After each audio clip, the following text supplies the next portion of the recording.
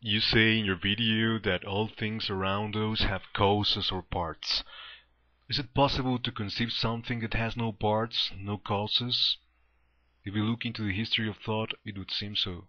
There's even a word for that thing which has no parts. It's called atom. Greek philosopher Parmenides had the idea or the metaphor of being as a homogeneous sphere with no parts, no divisions, no beginning, no end, but no movement either. That idea was somehow transformed by Democritus and later by Epicurus and Lucretius to create the first theory of atoms as indivisible things whose movements, collisions, coalitions made up all nature phenomena in an endless chain of cause and effect. The atoms were the elements or parts of all things, their movements were the causes of all, but they themselves were indivisible and indestructible and causeless. But Parmenides didn't invent that metaphor.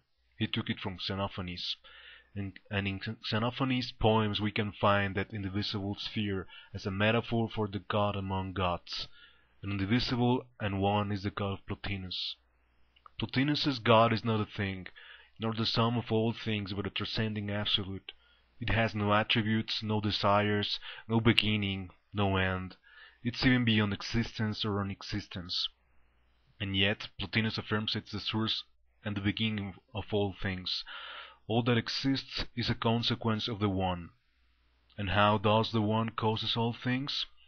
By emanation, says Plotinus, like someone casts its own shadow on the floor without diminishing his or herself in doing so. So, this is test 2, KJ. How would you disprove Plotinus' faceless God?